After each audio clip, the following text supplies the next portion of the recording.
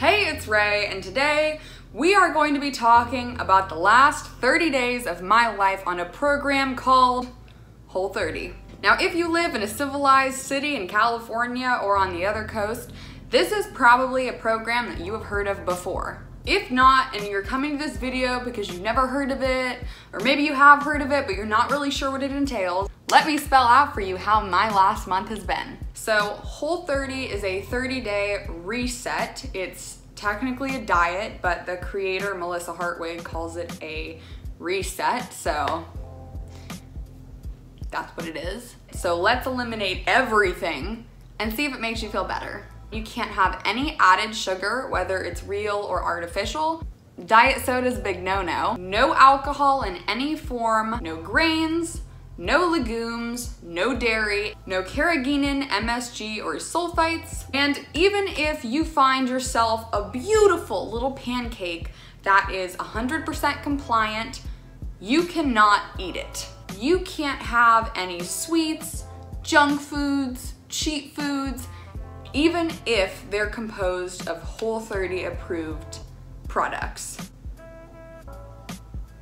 You take your weight, take your measurements, and then nothing until the very last day, which is today. You can have some natural fruit juice if it is in small quantities and if it is to help assist a Whole30 recipe. Clarified butter, you can have vinegar, you can have coconut aminos, which is a soy product. Oh, you can't have soy also. You can have as much salt as you could ever possibly desire. So we seasoned our food this month.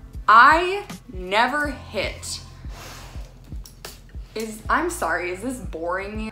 I never hit the phase that Whole30 veterans refer to as tiger blood. You're supposed to get all this clarity and you're supposed to be on it and you're just sharp as a tack and you've got energy galore and your brain is functioning on like all cylinders.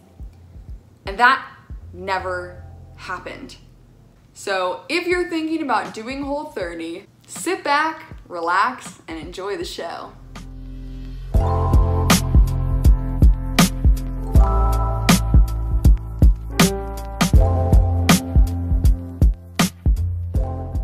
This is the haul for this week. 2 different kinds of mineral waters just because I was getting sick of LaCroix, of ghee and coconut milk for some bulletproof coffee, just some apple cider vinegar, spicy brown mustard. I've also got some almond meal as well as regular sliced almonds. Treat Yourself 2018. I decided to go with filet mignon as my red meat this week. 12 eggs, some spinach, some berries, oranges, and then other cooking essentials in general for Whole30. We're gonna make some steakies.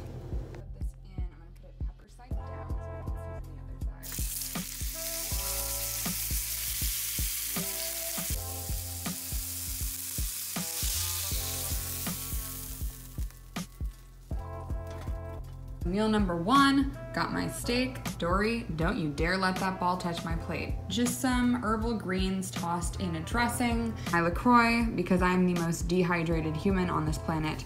I'm just gonna film this video with the face mask. I don't even care today. Today is day 4 on Whole30, and I'm wondering if there's an English word for wanting to kill everyone and everything that gets within 50 feet of you. Usually say that between days 4 and 10 is when you're going to experience all of the withdrawals from simple and complex carbohydrates that you're used to. Pasta, grains, bread, pastries, waffles, or pretty much anything that has given me a reason to live. I'm so goddamn tired. I just had to come home and set my calming candle up. Another excellent perk of waking up on day 4, some of the worst full breakout acne on my forehead that I have ever had. And don't get me wrong, I don't have that good of skin. I will get 1 zit or maybe 2, you know, if the gods are feeling up to it. This morning when I woke up, my entire forehead had really inflamed, bumpy texture.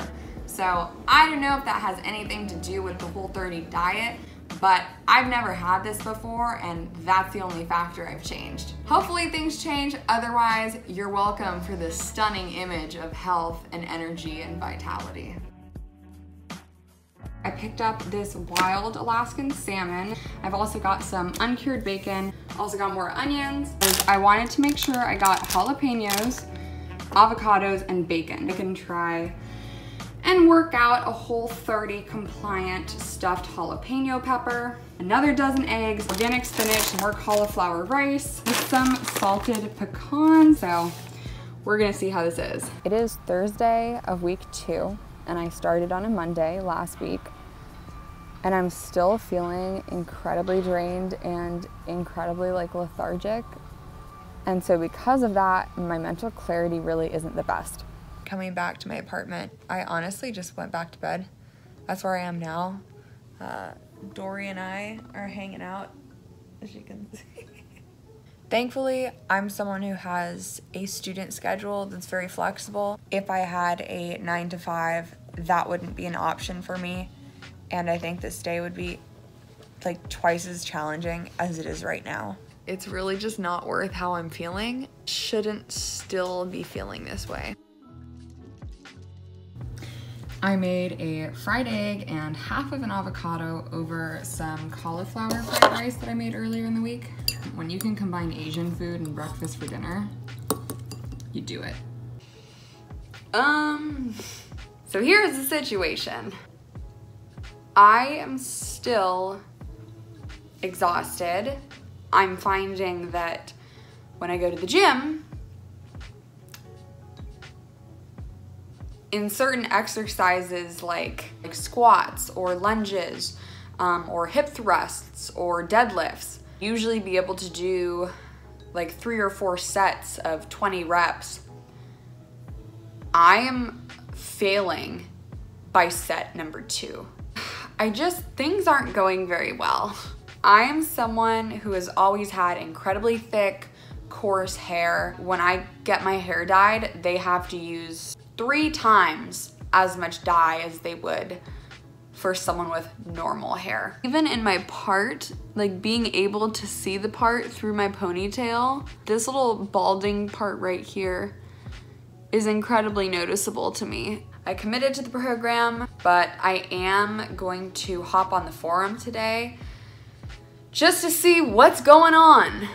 I've got entire patches now that are gone. I was eating between 1,800 and 2,300 calories a day. I'm losing my hair as if I'm in starvation mode. If you're a woman and you're considering doing Whole30, something to consider as well is it really messed up my hormones. By week 2 of Whole30, I got what's called a false period. I was spotting on Whole30 from the beginning of week 2 until maybe 2 days ago. Another thing that really bothered me about this plan, how the creator and the moderators dealt with people when the plan didn't work. There is an entire page dedicated to what happens if Whole30 doesn't work for you on the website. Reason number 1, you didn't do it right. Number 2, 30 days was not long enough.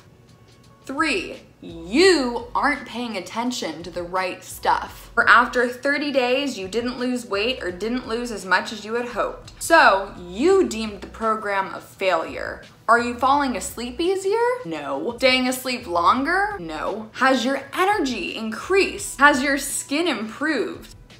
4, you still have triggers in your diet. If you're still eating eggs, nightshade vegetables, or nuts and seeds as a part of your Whole30 plan, you may be sensitive to these foods too. Number 5, you have other lifestyle factors. We would be stunned if the Whole30 didn't make a huge impact on how you look, how you feel, and the quality of your life. Stunned. Now here's the part where their explanation really doesn't work for me. If you have any iota of an understanding on eating disorders, you will get right away as to why this next part is problematic. I quote from the website why Whole30 didn't work for you. If you've experienced a huge amount of life stress, working through the night shift, recovering from an injury or illness,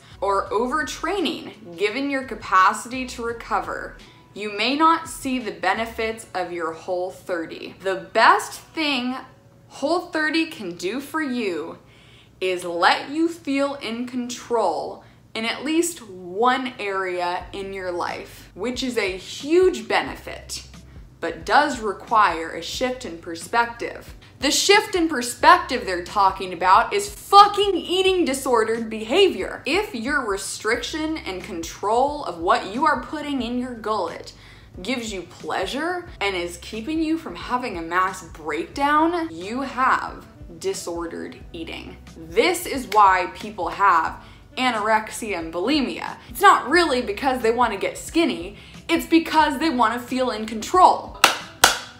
Good job, Whole30. You know what this diet can at least do for you? It can give you that sense of control. And finally, their last reason as to why the diet didn't work for you: diet can't fix everything. Even a dietary intervention as good as Whole30 can't always do everything you want it to. Guess what the common theme was here and why Whole30 didn't work? You. Any diet that can't explicitly say, hey, this might not work for everyone, what works for someone else might not work for you, is a really big issue in my book. Yes, I lost 11 pounds. The thing that really isn't that remarkable about it, when you cut out processed carbohydrates in your diet, you are going to shed most of your body's water weight, which for me is kind of anywhere in between 6 and 12 pounds. So in terms of how much weight did I actually lose, probably not that considerable.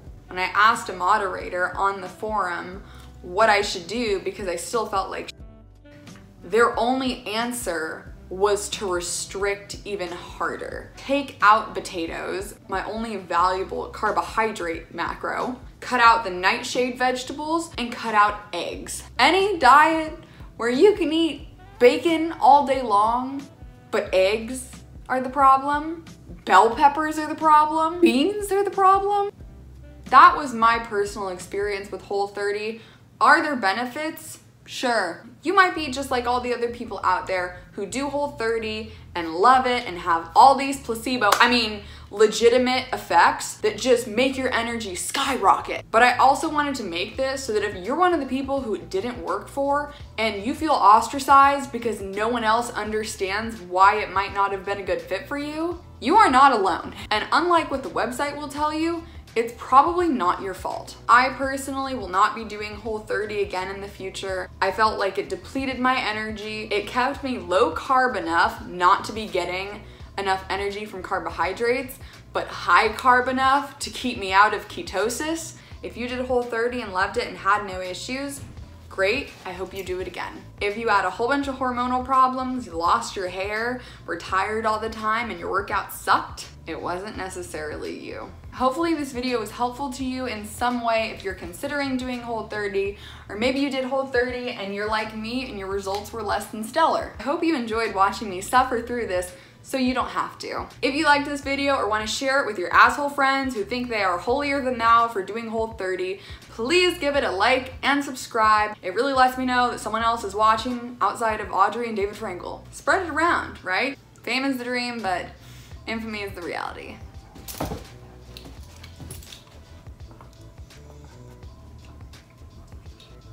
Come on, Dory. Let's go get some bread.